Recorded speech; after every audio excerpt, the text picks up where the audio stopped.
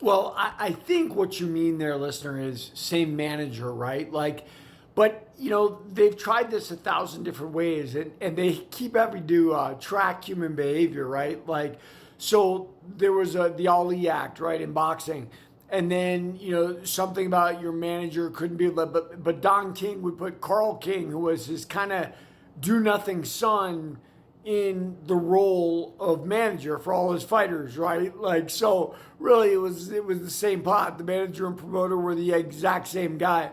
With the UFC, yeah, like Ali Abzali or whatever, he manages like a lot of the top fighters, and what real say does he have? The UFC's can kind of dictate to him. Well, I mean, I guess he can fight for them a little. I don't, it's just a mess. I mean, it reminds me of my career in finance, right? They finally try to take the incentive out of the investment advisors by giving them a percentage of the assets they manage, right? Instead of a commission on every sale. Otherwise, excuse me, the manager's role is going to churn your portfolio, right, over and over again. And if we know one thing about finance, it's a bad thing to buy in, buy out, buy in, buy out. That's how you lose money. That's not how you make money.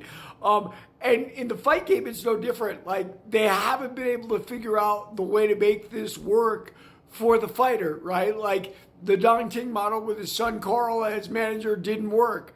The Dana White model where Ali Abdullah, who manages all the fighters, doesn't work. So, look, we're talking about human behavior again. And, both my books, my crime book, Greed and Fear, and my fight book, Warrior of the Light, are very similar with the treatment of people and whatnot. Why is that? Because people don't change. People are what they are, and they're going to be the same whether they're in the criminal world or whether they're in the fight world. And I'm not so sure those two worlds are so entirely different from one another.